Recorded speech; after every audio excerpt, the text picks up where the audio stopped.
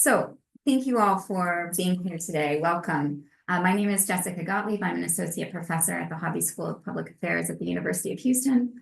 I'm also a co-director of the Democratic Erosion Consortium, which, as you may know, is a partnership of researchers, students, policymakers, and practitioners committed to using evidence to better understand and confront threats to democracy around the world. We're excited to welcome all of you to this second event in our Democratic Erosion evidence briefs virtual workshops. So that's a mouthful. The event centers on our just published Democratic Erosion Evidence Brief, Correcting U.S. Elections Misinformation, What Works? You can download a copy of the brief from our website, and we'll drop a link in the chat. So this brief grew out of a wider evidence review commissioned by USAID on the effectiveness of a range of approaches to combating misinformation. And even though this particular brief is US focused and only on one type of misinformation, election misinformation, we've also done some broader work on this topic. So if you are interested in what the evidence has to say about other types of misinformation or about contexts other than the US, we encourage you to read the larger review, which is on our website. We can also post a link to that. So what we hope to accomplish today is twofold. First, we'd like to share what some of the highest quality research can teach us about the effectiveness of correction interventions, such as pre-bunking and debunking interventions, which we'll define shortly. And second, to spend some time thinking about how we can better incorporate that evidence when designing and implementing these kinds of interventions in the future, which aligns with our approach at the DEC, where we aim not only to produce and synthesize evidence, but also translate it into practicable recommendations for policymakers, practitioners, and the general public. So I'm going to now turn the virtual mic over to our moderator, Professor Claire Wardle. She's an associate professor in the Department of Communication at Cornell University, and she was previously the executive director of the nonprofit First Draft that focused on supporting organizations tackling misinformation globally. Her research now focuses on understanding the mechanisms for strengthening the information ecosystem. And we're really lucky to have Claire with us as she straddles these academic, policy, and practitioner worlds. So Claire, I'm handing it over to you as she'll now introduce our panelists and moderate the discussion. Thank you, Jessica, and welcome everyone. So I'm going to start by introducing our panelists and also explain the structure of today's event. Our first panelist is Brendan Nyhan, who is a senior author on the evidence brief. He's the James O. Friedman Presidential Professor in the Department of Government at Dartmouth College and a widely recognized expert on misinformation. He will launch our discussion by giving a short presentation on the main findings and recommendations from the brief. We'll then have about a 20-minute discussion amongst our panelists to hear their reactions to the findings and recommendations and their ideas for incorporating evidence into corrections interventions more widely. And we're pleased to have here with us today on the panel, Angie Holan, who is the director of the International Fact-Checking Network, was the editor-in-chief of the fact-checking website PolitiFact, and was part of the Pulitzer Prize-winning team of journalists recognized for their fact-checking of the 2008 US presidential elections. And we also have Joanne Miller. She's a professor of political science and international relations at the University of Delaware. Her research centers on political psychology with an emphasis on political propaganda, misinformation, and conspiracy theories. Finally, after the panelist discussion, we will spend the last 20 to 25 minutes of the workshop fielding questions from the audience. Please post questions in the chat or use the thumbs up feature to indicate your interest in a question posed by someone else. So I'm going to start by handing over to Brendan, who's going to talk us through the main takeaways and recommendations from the brief. All right. Thanks so much, Claire. Hi, everybody. It's great to be with you. I'm going to speak just for about 10 minutes, summarizing the brief that we're releasing today. And I want to first acknowledge my co-authors who did so much of the work on this project, Charlene Stanfield and Julie Weaver, who really are both excellent. So what we wanted to do in this brief was to summarize what we know specifically about correcting misinformation about elections. So there's been a lot of research on how to correct misinformation in general. And as Jessica was saying, we have a brief summarizing some of the findings from that research with a particular focus on what's known about non-Western context. Here we're looking specifically at election misinformation. That's an area of focus that has received relatively less attention and it's been more US focused. So the studies that I'll be summarizing were all conducted in and about American politics, but hopefully they have broader lessons that we can take away and that will extend to other contexts of interest. So Of course, I don't think I need to motivate the relevance of election misinformation in the current moment, but I do think it's important to distinguish between different kinds of misinformation. Sometimes people can think that the goal is eliminating all misinformation. I don't think that would be wise or even possible in a free society, but I think we can see, especially in the present moment, that election misinformation can have demonstrable harms, that it can destabilize and undermine the legitimacy of democracy in important ways. We've been living through that here in the US, but it's of course relevant in many other contexts around the world, such as recently in Brazil, for instance.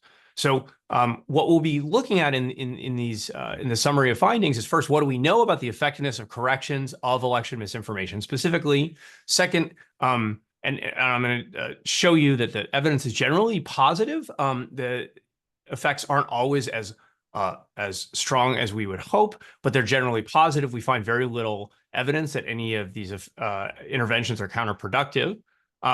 We're going to then distinguish between different kinds of outcomes that are of potential interest, distinguishing specifically between factual beliefs about a given claim, a given piece of election misinformation on the one hand, versus general confidence in the integrity of the electoral system or the accuracy of the vote count. And as we'll see, corrections tend to be much more effective for the former compared to the latter. And that raises some important concerns about how effective this kind of strategy is as a way of promoting confidence in the election system more generally. So we need to think about whether corrections are kind of fit for purpose if our goal is to restore trust in the election system broadly, or are they more best thought of instead as more of a specific response to specific false claims.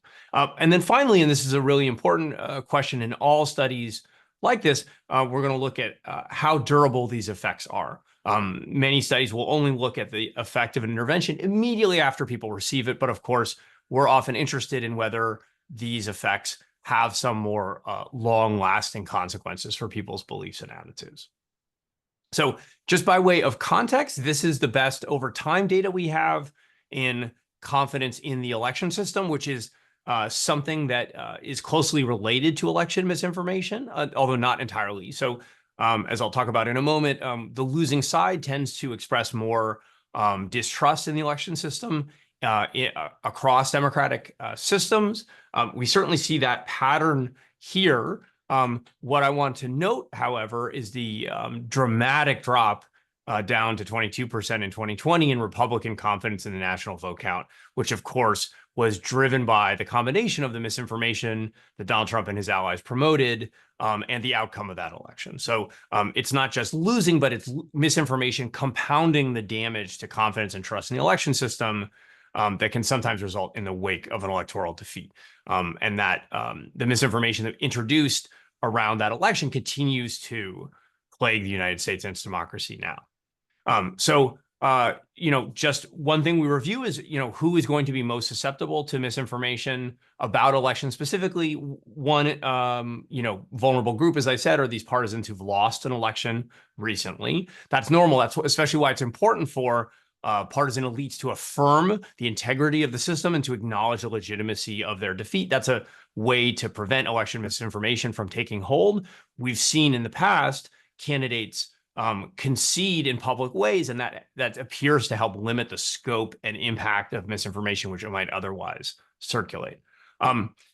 A general pattern also is that people tend to distrust the national vote count in the U.S. much more than in their where they live or in their state. So there tends to be this idea that somewhere out there is where the fraud is taking place. So election misinformation often has this property, right? I trust my election system. I trust that my vote is being counted, but somewhere out there, the misinformation I'm hearing is telling me that the wide-scale fraud is taking place. Research has identified other factors which may be associated with belief in election misinformation, such as tendencies to believe in conspiracies in general. Racial resentment has been one that's been salient in the U.S. context, where false claims of widespread voter fraud are often associated with differences in racial or ethnic backgrounds. And then finally, we do see across racial groups differences in electoral confidence, which appear to be in part a reflection of the fact that many Americans were systematically disenfranchised for hundreds of years. So that's a kind of understandable historical legacy of this country's ugly history on civil rights. In terms of the corrections that have been tested, there are both so-called debunkings, corrections that are taking place after exposure, or so-called pre-bunkings that are taking place before people are exposed to the misinformation in question. These have generally been found to be effective across a wider swath of outcome variables, but we're interested in their effects here in the election context specifically. And I'll just say we're going to pool those and look at them jointly, in part because there aren't that many studies in this area, and in part because in practice, it's very hard to know in any given context whether people have already been exposed to a given false claim or not. That's not in the lab. We may be able to control that. In the real world, we almost never can. So you can see here the evidence base we're drawing from is 7 studies testing 9 interventions in the US context. And again, there's this recurring pattern of these studies looking at both belief in the specific false claims in question, the ones that are being debunked in the correction intervention, right? As well as broader confidence in electoral integrity. And the idea here is to see if the effects of these interventions travel. Do people not only update about the false claim in question, but about the broader election system whose integrity might have been seemingly called into question by the misinformation they had been exposed to or that they're hearing about. Here's an example of the kinds of stimuli that are tested. These are social media stimuli. So if people see tweets saying that there are fact checks claiming that voter fraud is false, this is a relatively low information version of it. There are others that deliver more information, typically in textual form, debunking the false claims being made, either in the form of a formal fact check in the journalistic sense, or in the form of a standard news story incorporating corrective information. And when it comes to the results, in terms of people's actual beliefs in the claims being targeted by the corrections, we see generally positive outcomes. So at least one belief outcome, the accuracy of people's beliefs significantly improve in 5 of the 6 interventions tested, as you can see there. So not every belief outcome, but we're seeing positive evidence of efficacy on at least one outcome almost all of the time. We're not seeing evidence of any kind of a backfire. Again, this targeting point is key. Your effects are typically going to be largest on the exact claim that you're targeting, right? As the outcome you're looking at gets more distant from the specific claim in question, the extent of the effects is typically going to diminish. And so people don't necessarily update about other related false claims that might be called into question if I accepted this particular piece of corrective information. That's not a kind of elaboration that seems to take place. In terms of election confidence, again, we see at least some evidence of improvements on at least one outcome measure. We, again, don't see evidence of backfire, but we also tend to see more modest effects in this area, again, because these outcomes aren't directly targeted. And that difference becomes clearest when we look at durability over time. The specific belief effects that tend to be larger also tend to be more durable. That may in part be a function of simply the fact that they were larger in the first place, whereas those general confidence effects, to the extent that we observe them, are often dissipating. So when we survey people again and ask them how much confidence they have in the election system, any positive effects we saw immediately after exposure to the correction may have diminished or disappeared. So wrapping up, I think the evidence brief is hopeful in the sense that it suggests that corrections can improve the accuracy of people's beliefs about election misinformation in the US. Again, the kind of bottom line is that the specific false claims in question are going to be the ones that we can intervene on most effectively. Broader election confidence is more challenging, especially in terms of generating durable effects. And of course, the effectiveness of these strategies may vary by party. That's something we need to explore more in future research, but we do think this is a relatively low risk approach given the evidence that we've reviewed, and there's the potential for positive impact. And especially given that this is a relatively low cost strategy, it seems like one that's worth pursuing. So our recommendation, as I conclude, is just simply to continue using these kinds of interventions, And then think carefully about the balance between specific misinformation on the one hand and general election confidence on the other. And then an area of future research that it's important to consider is the role both of different sources. Co-partisan sources may be especially powerful. To say Republicans affirm the integrity of the election system in the US right now may be a good strategy. And it may also be effective to think about how to tailor interventions to particular groups. That's not something the evidence base was able to speak to in the findings that we reviewed. So I'll stop there. Thanks. Thanks so much, Brendan. There's a lot there for us to start discussing. So I'm going to open up the floor. I've got a few questions for Joanne and Angie. I'd like to ask that maybe you keep your responses a little bit shorter so that we can get to a lot of the different aspects that Brendan introduced us to. But Angie, maybe I'll start with you. You're a practitioner. You have been doing fact checking for a long, long time. So how are you interpreting the main takeaways from the brief based on your experience? Like, how does that map onto your real world experience of fact checking, what works, some of the limitations you see, some ideas about how you've seen effective interventions being designed? Well, I think the brief is incredibly effective at looking at this question of specific interventions, which the vast majority of fact checking work today is targeted at specific interventions. So this finding that fact checking does work in correcting misperceptions, I think it's really powerful. I think it's something that we hoped would be true. We intuited that it might likely be true, but having the empirical research to back it up makes a huge difference in the field as far as how we go about our work, doubling down on our methodologies of showing evidence and explaining reasoning, and making the case why independent fact-checking journalism needs funding and support. All of that is very, very important. The other aspect of this study that I found extremely valuable is that it's a literature review.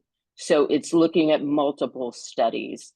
I think that people working in the fact-checking field and the trust and safety field generally, sometimes we find the existing academic literature very hard to just imbibe and understand. So I would really encourage more of these literature reviews where we have experienced researchers going through an array of literature and gathering common findings, because I do tend to think that journalists can get lost in the weeds very easily in some of this misinformation research. And this brief is very effective at compiling that. I'll stop there for now. And sometimes there's whiplash, Angie. There's a headline that's like, fact checking definitely works. No, it never works. It always works. Sometimes it works, you know. It's hard. So Joanne, if I can move to your academic research on misinformation has included a focus on partisanship. The review suggests that more rigorous research is needed on this role of partisanship. We're relatively confident that partisanship matters for how people become susceptible to misinformation. There is also some suggestive evidence that messages from co-partisans, as Brendan mentioned, are more effective at combating misinformation. So what does that evidence base suggest about how we can better incorporate partisanship to make interventions more effective in the next 2 weeks? Wait a minute, you didn't tell me I was going to have to ask about Sorry, I just added that. So I think two things I want to say here. One is that I'm not sure we know specifically how partisanship matters, even for how people become susceptible to misinformation. So I want to kind of just briefly start there, and then I'll say some bullet points here. We know that people are more likely to believe election misinformation when they lose, than when they won the election, and that when co-partisans endorse or spread the misinformation. But those two things aren't specific to Democrats or Republicans. Those are both context things. Some of the aspects about the role of partisanship here that we don't know, that I think we need more evidence about in order to be better able to design corrective interventions that may be different for Democrats or Republicans, are things like, do Democrats and Republicans differ in why they believe election misinformation? Holding context constant. So Democrats who are losers versus Republicans who are losers, for example. do Democrats and Republicans differ in the types of corrective messages that are most persuasive? And experiments can tell us that. We can do experimental work there. I think the other piece that we need more information about is how differential partisan information environments interact with these corrective interventions, right, to maybe impact their effectiveness.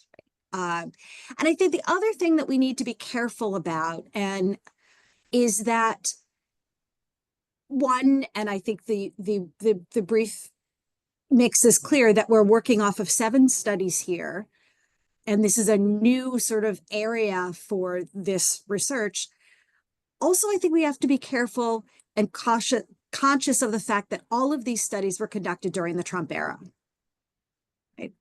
And I think that's an important piece of this. How would these results have looked in 2012 or basically pre-Trump? And what here are generalizable conclusions about partisanship or not? And what is this about the current context that may be driving some of these results? I'll stop there. Thanks, Joanne. And actually, I'm going to go off script a little bit just to talk slightly about the difference between debunking and pre-bunking. So I think that, I mean, obviously the number of studies was relatively small, but Brendan, can you say a little bit about, was there anything around the difference between debunking or pre-bunking, or did you feel like you lumped corrections together because the differences weren't there? Yeah, so we lumped them together, and let me just say maybe a word to people about why. So in a lab setting, we could introduce a new false claim that no one's ever heard before, right? We've literally made it up, and therefore we can be very confident you have not heard it in any other context, and therefore when we vary whether you hear it before or after the corrective information, we get a clean comparison of the effects of pre-bunking versus debunking. In the real world, I've found it very difficult to know how to make that sort of distinction. We can call something pre-bunking or debunking, but the extent to which people have already heard a claim or one very similar to it is just hard to know. And so for the purpose of this study, which focused on these claims that were widespread in the world, we grouped them together. And again, that's also partly a limitation of the amount of data, but we did use actually a similar strategy in the broader evidence brief that Jessica mentioned at the beginning, again, because of this concern. And I guess it's an interesting question, I guess, for the group to reflect on. How important is it to try to pre-bunk in the broader sense of, should fact checkers be out ahead of elite messages? That might be a kind of broader strategy question that the specific experiments that we're talking about don't quite address. So maybe that would be a way to think about. There's kind of in the study, is it before or after versus this, the kind of temporal sequence in the national debate. Yeah, well, because that's why I want to turn to Angie, because I think what's so fascinating, right, Brendan, is as researchers, we love an experimental condition because we can control everything and it makes us feel happy. But then, of course, Angie can't control the world. Like, she's in it, it's messy. And Angie, of course, as somebody who's been doing fact checking for a long time, this kind of like excitement about pre-bunking has been a kind of a later thing in the field. And also, I think to this point that Brendan talked about in the brief, we can see the real success of kind of responding to individual claims, but like less useful when we're trying to deal with the overarching decline in trust in the electoral system. So I wondered, Angie, I'm sure the last few months have been very busy. Like, how have you managed that tension between kind of playing whack-a-mole with the individual things that pop up versus how do we get ahead of what we expect to happen potentially in November and December? I thought the framing of looking at how effective the interventions are on specific beliefs versus general confidence is very compelling. And I think that's how fact checkers specifically and journalists more generally also think about some of these questions, because there's one type of story you would write if you're concerned about a specific belief, and another type of story that's a bigger picture, that's an overview, that's more comprehensive, that goes to confidence. But I would also say that we shouldn't underestimate how general confidence is built upon specific beliefs, and specific beliefs that are supported or debunked by evidence feed into that general confidence. I really applaud the turn toward more of these survey-based research and what I would call empiricism in the research. But I think we really need to be careful that there are a lot of aspects of the problem of misinformation that would benefit from research from sociology or from psychology. And my hope for the future is we'd be able to start to blend some of these approaches, like have empirical research that feeds into more like sociology studies. And I'm thinking of researchers like Michael Schützen or Francesca Tripodi, who are looking at like the culture of how people imbibe information and how they like the studies that show that conspiracy theories are markers for cultural identity are really compelling and to me a little bit outside the realm of empiricism. And the pre-bunking versus the debunking is like one element of this larger information environment that people are in. And maybe, Joanne, I could bring you, because you're nodding furiously. I mean, this question of like external validity, like, you know, I love that Angie's saying, yeah, like what Brendan is doing in a lab, or like, you know, that when we look at these different literature. But like, what would you love to see if you had a magic wand of like some studies that we could do that would really help us think about interventions as they're happening in the real world and evaluate them in real time? So I think that, so one of the things that we need more longitudinal studies is one. That's an easy sort of low-hanging fruit in terms of design, in terms of seeing how durable these effects are. But it becomes difficult to see the durability of one of these interventions in the real world when everything else is competing with it. Yeah. Right. And so there are experimental studies that do attempt to more mimic the real world in the sense of providing people different, you know, competing messages and seeing them all at once. And we can do experimental work that, you know, counters the correction, right? And has more of a back and forth. I think what you'll see there is that the effects of any one corrective attempt is going to be muted once you put it into the messy world. But I think one of the important points here is that we're not going to get a backfire, and I don't think that's going to happen. So we're likely to see some positive effect. It may be a smaller positive effect. I do want to come back to, if I could, to this difference between the interventions affecting the specific belief, but not necessarily general confidence, because there is some psychology here that can help us understand why that's the case. And it has to do with how people sort of are processing this information and drawing conclusions from it. So most people in the political world for whom this isn't like their everyday thing, they're what we might call online processors, right? They'll take the piece of specific information and they'll use it to update a general belief. And then they may sort of forget the initial piece of information, but the general belief is maintained, right? So they're updating their confidence in the election with the specific piece of information. So if you debunk that specific piece of information, unless they're then updating again sort of the online tally that they have about election misinformation, you can debunk it and maintain that overall general confidence or lack of confidence or whatever that belief is at that moment. So I think that we have to think about different strategies for building confidence in the election, or just confidence in elections as a general concept in election integrity, that's somewhat separate from debunking specific. And we can talk more about that later, but.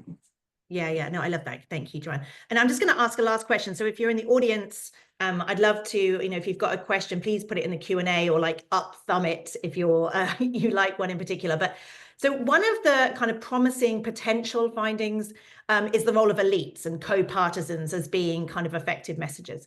So there's a two-part to this question, which is how should we think about convincing elites that they should play more of a role in denouncing misinformation? But also, let's just call it out. Like, we've also got a kind of a problem with some elites right now in this election season, right? Like both the owners of certain platforms and some politicians. Like, so any ideas from any of you about how we can use this for good, but also recognize we can't ignore the fact that there's an outsized role of elites sometimes in pushing misinformation. So I don't know if anybody wants to take one of those. Angie. Yeah, I found this description of the co-partisan elites very amusing, because I would call it like political leadership would be another way of saying it. And I think this does merit more research and investigation, because over the years, we have seen misinformation travel from small online communities into the mainstream public conversation as voiced by elected officials and candidates. And it's been a really troubling trend. I do think there need to be more discussion of this, of how political leaders are either promoting misinformation or pushing back against it. And we do see the pushbacks. I think we saw that in the 2022 midterms, and I think we're seeing it to some extent today, where some candidates are deemed as going too far with conspiracy theories and misinformation. The other thing that I would warn researchers about is not over investing in the political profiles of the major parties. I mean, today in 2024, there is a big divide between how the two parties think about misinformation and find it to be acceptable or not acceptable. But I think this is just contingent on today's environment, because those of us who are of a certain age can remember back to say the 80s, when the Republican Party had this very rich intellectual environment and they prided themselves on being very fact-based and evidence-driven. I wouldn't say that's the case today, but you can imagine changes in the cultural identities of the parties. There's only two of them, so I do think they're quite susceptible to changes over time, where we might see reversals. So I would strongly advise researchers not to overinvest in the identities of the parties as pro-facts or anti-facts, because they can change over time. Joanne or Brendan, any thoughts about this question of elites? So I think in terms of the designing interventions with regard to co-partisan elites, I think we also need more evidence about which co-partisan elites, right? And we don't have a lot of evidence yet, and so we can't parse the 7 experiments that we currently have. But I don't want to necessarily call this exactly a backfire effect, but certainly sometimes when a co-partisan elite comes out and gives a message that is inconsistent with the rest of that partisan message, that person is discounted as being a rhino or a dino, right? That they're not a real Republican or they're not a real Democrat. Okay.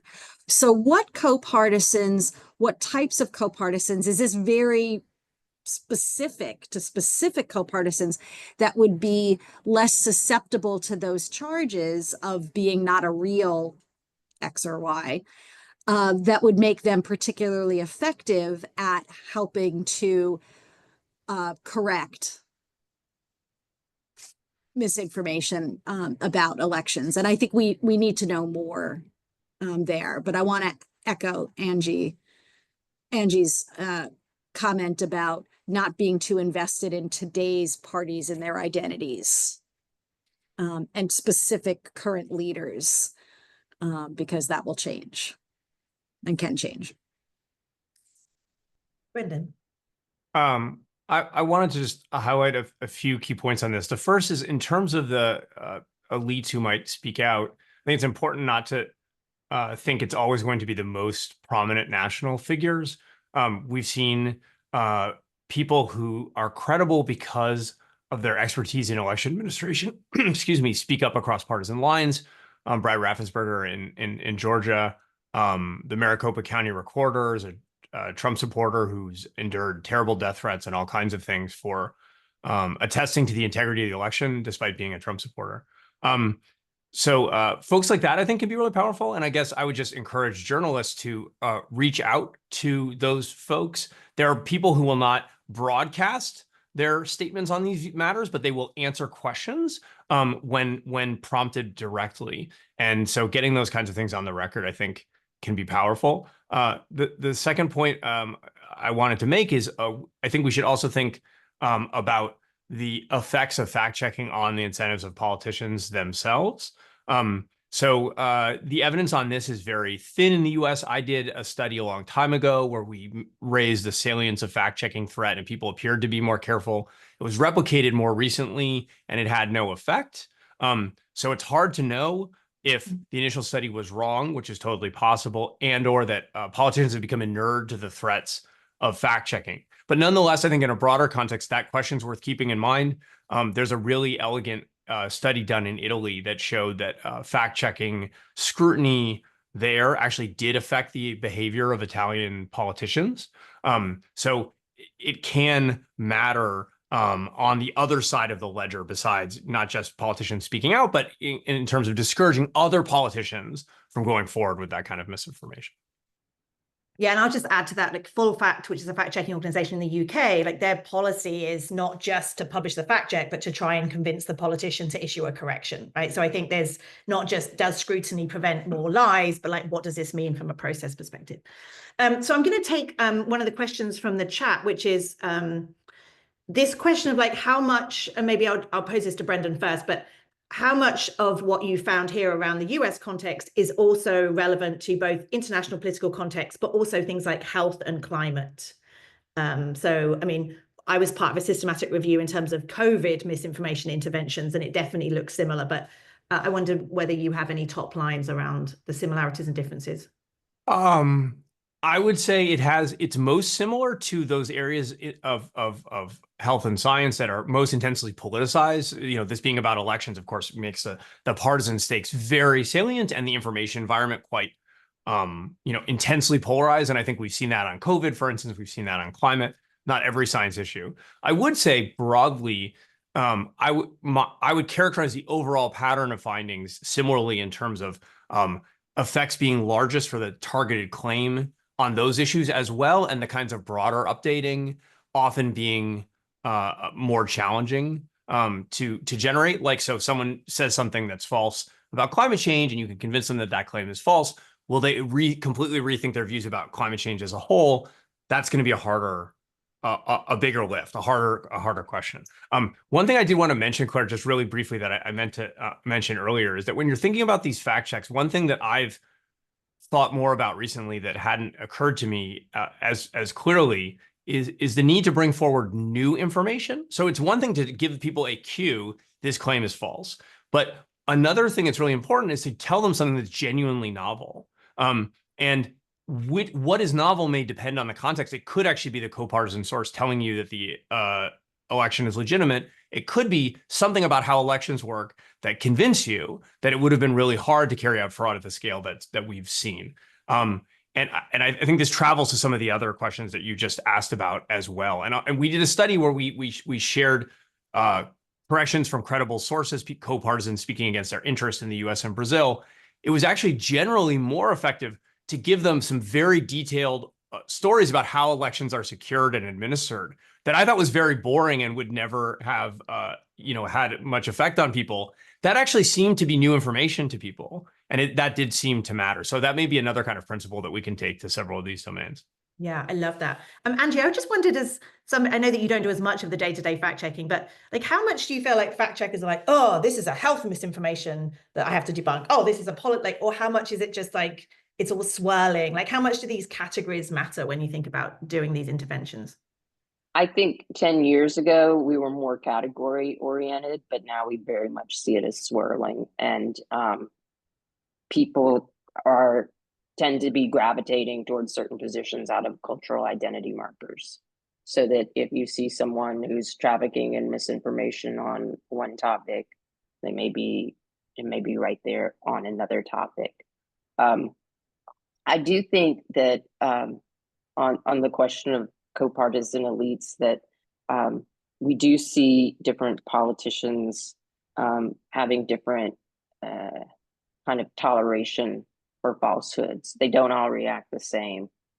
So that someone like Donald Trump seems to have made it part of his brand, but other politicians are easily scolded for trafficking in misinformation, and they do change their what they say, so that not everyone has the same kind of reactions to this. And then finally, I do want to just say there has been an anti-fact-checking movement that is very concerning, and it seems to follow with authoritarian tendencies and trends. And so when you see these, it's almost like a political tactic to try to sideline fact checking, which is very disturbing. We haven't talked about that, but this Peter Pomerantsov's book, Nothing is True and Everything is Possible, I think is like, it really captures that dynamic of like, if you can entirely sideline fact checkers, then you can start using this might makes right information tactics that are very antithetical to democracy. So in some ways, in the course of my career, I've seen fact checking and democracy go more hand in hand, because we do need this fact-finding, evidence-based approach if we're going to have democratic governance. Thanks, Angie. And that was really helpful. But I also want to kind of repeat where you started, which is, I think, as academics, we tend to kind of sit in our disciplines. Like I was just in a school of public health and I was only looking at health misinformation, right? And if you're in a political science department, you tend to only think about democracy. And I think you're like, people live in the messiness of their identities and they're not going to just health misinformation conferences, right? Like so I think there's something there for us as academics to really be reminded. And I'm actually seeing growing awareness of that. I was at a climate change meeting recently where they were talking about misinformation and climate change, and they were making very explicit connections to public health. So I think people are starting to see that there is overlap, and that disciplines coming together can form powerful interventions to improve the information ecosystem. Yeah, that's great. And Joanne, there's another question we have actually, which is about age. From your, and we don't have as much of this, but I mean, when we think about partisanship, we know that kind of hardens with age. I mean, do we know anything about younger audiences and how these interventions might interact with age? Come back to me in 5 years and maybe I will. That's longitudinal research.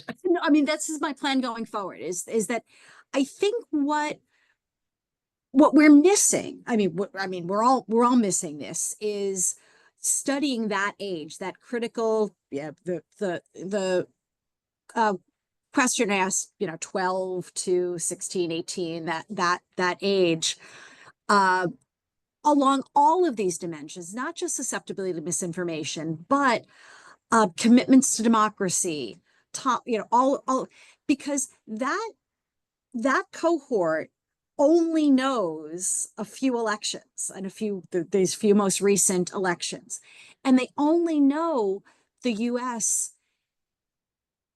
in a not particularly stable democratic state. What does that mean going forward?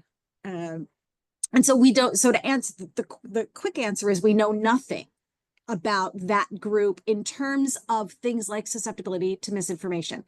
Where that group has been where we have most of the studying of that group is on the effectiveness of media literacy, right? So there are education interventions that are used to teach middle schoolers, high schoolers about media literacy, how to recognize potentially dicey, sketchy information, and how to be better consumers. I think if I put on my psychologist hat for a minute, I would say media literacy is important. But if you really, really want to believe something because the people that you look up to believe it, or because it's makes you feel better, the media literacy stuff can go out the window. Right? Yeah. And so I think we need more research, especially at that age, on things like resilience, on things like how do we shore up that it's okay to be wrong, right? And it's okay if we lose, and it doesn't mean that there's devastation forever, right? And I'm starting to sound Pollyannish, so I'm gonna Claire, now. I would just like to jump in and say I'm increasingly skeptical that age cohorts tell us anything about how people interact with misinformation or how they get their the mainstays of their information diets. I mean, certainly we can talk about media literacy interventions in the schools, and that's a very specific environment to study. But with the way the internet has allowed people to create their own media diets, so to speak, I'm just very skeptical that the age cohorts are as descriptive of anything as they used to be. Interesting. I'm all for intergenerational spaces where my students can teach their nanas how like filters and manipulation works, but then the nanas can teach the kids how misogyny and anti-Semitism works. But anyway, so I think one of the last questions we have from the audience is about speed, right? Like we've been on for 50 minutes. We have yet to use the 2 letters AI. Like there's no doubt that it's much, much easier and cheaper to create pretty compelling content these days. But as ever, there tends to be a lag between the content itself and the fact check. And so I just wondered if anybody has thoughts. Maybe we could start again with you, Angie, of like, what are ways that you're seeing of kind of like closing that gap? And maybe Brendan and Joanne, do we know anything about whether there's a kind of like a perfect time that you have to get the debunk or the intervention in to have an impact? So maybe I can start with you, Angie. Yeah, right now I see AI as a new tool. It is not a game changer thus far. It may become a game changer, but I don't see it in this election cycle. It does seem more like an amplifier in certain specific contexts. It does create like audio fakes. We've seen in some elections have been effective. But fact checkers are also using AI to debunk and to process more information to find false claims and harmful false claims. So AI is kind of working both ways right now. Yeah, and I think just to be clear on that, because people might not know, like Angie, can you just explain a little bit like how fact checkers are using AI for good? Because I think, yeah, that's important. Yeah, so what AI is really good at is parsing language. So, you mentioned Full Fact, the British fact checkers. They have a very interesting tool right now where they're using AI to go through large amounts of health-related YouTube content. And the tool is able to pull out and highlight potential false claims for fact checkers to check. So like if you were a human fact checker watching a YouTube video, you'd have to watch video for an hour to find the false claim. Whereas the AI tool is able to pull it out in a matter of minutes. And that's huge. Being able to find false claims in video has been a challenge, and AI is helping to make it more surmountable. Great, thanks, Angie. Maybe Joanne or Brendan, do we know anything about that time? Like, is there a specific time that you have to get your intervention in? I don't think we have strong scientific evidence on this point, but I think it's we have some observational data. So an example is Kate Starbird and her group at University of Washington had a nice graph back in 2020 showing when Twitter used to label false Trump tweets about the election, how they were often too late. So basically, it would diffuse widely before they labeled. It would flatten out. They would label, and that would boost it back up as people re-engaged with the content. So it's precisely what you would hope not to happen. So creating this kind of rapid reaction potential seems really important, but it's also an impossible game of whack-a-mole. So there's a really difficult challenge in terms of targeting your resources. There's also this challenge between, on the one hand, you're likely to be most effective for claims that are not yet well known, but on the other hand, your organizational objectives are often better aligned with targeting claims that are well known, that your audience already has heard about and is interested in, right? So there's always this kind of mission tension there that I don't know, how fact checkers overcome in practice, but I'll just say from the outside, I always worry about that the audience wants fact checks of the most salient false claims, but those are often the ones that they have already been debunked ad nauseum, and it's unclear how effective those are. Yeah, and if I could just jump in here, going back to the speed, whether it's AI generated or troll farm generated or what, and the whack-a-mole feel of some of this leads me back to a point that I make all the time, which is that we need better evidence about how to make people resilient against any type of this. So we're not continuing to do, try to debunk every single one that comes up, or make guesses as to the ones that are most impactful that we should debunk, and put our resources. And what Brendan mentioned earlier about his work on describing to people how elections work and the process can make people somewhat resilient against election misinformation or misinformation. I think we need more evidence on that front and how we can do that at scale, because the whack-a-mole thing becomes incredibly difficult going forward. Yeah. I just have to say, I do think it's kind of astonishing that in this year we haven't had more campaigns focused on getting out good information to repeat to people how elections work. I mean, I think there's something like 11 states that have got new laws since 2020. And I think the media is obsessed with misinformation, talks about it all the time. And actually we have failed to do, I think, a good enough job at providing good information. So, I mean, even this morning, I saw the stories about the Tim Walz deepfake, where it looked like one of his students was making false claims about abuse. And the stories, it's from Russia. Now, I know why journalists have that instinct, but what you're doing is like planting this more of like, oh, Russia's a danger 2 weeks out of the election. It's like, ooh. Anyway, lots to say about all of these things. But yeah, I think as ever, you end up ending these kind of things saying more research is needed. But I think this question of fact check as additional oxygen is the ongoing challenge with all of this. And I think, again, there's been attempts to research it. Methodologically, it's really hard to do. But I do think we just don't have a good aspect to that.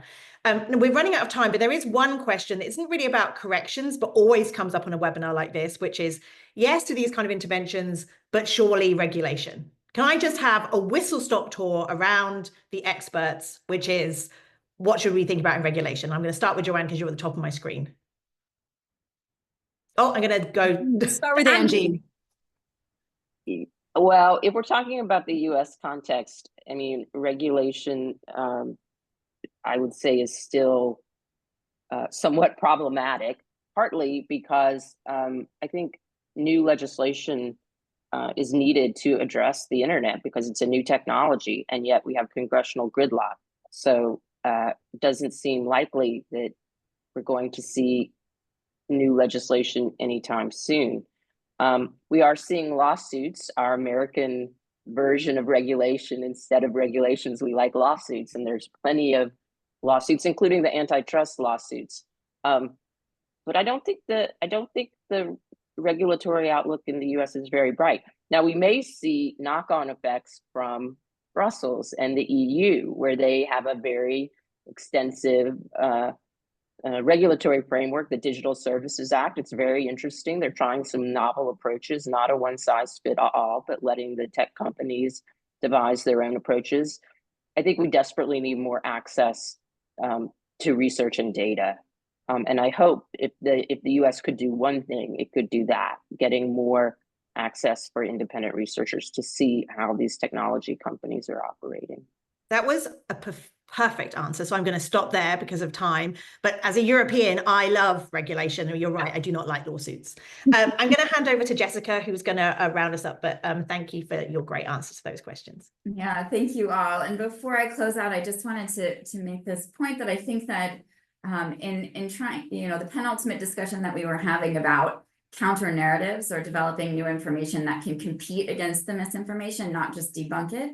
I think that's an area in which we can look to other sorts of misinformation, that when misinformation is specifically targeting outgroups, for example. There's been some work on building empathy or telling news stories about those groups. So I think that's an area where we can, get out of our silos and learn new things about what's being learned in other areas.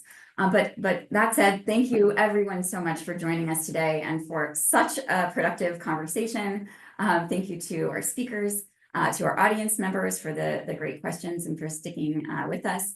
As a reminder, you can read the brief that formed the basis of this discussion. We already shared the link in the chat. I'll also post the video of this panel if you jumped on a little bit late, especially. And if you're interested, keeping on this theme of democracy in US elections, we held a panel last week that focused on the implications for democracy of the upcoming US elections. And you can watch that video and event on our website. In the next couple of months, we're also working on new briefs, and the next one will be on the judiciary, how it can be used as both a tool to engage in democratic erosion and a tool to resist democratic erosion. And we're going to hold a very similar virtual workshop like this. So stay tuned. And a great way to stay tuned is to join our listserv. And there you can find out about all of our new events. And again, thank you so much, and have a great rest of your days.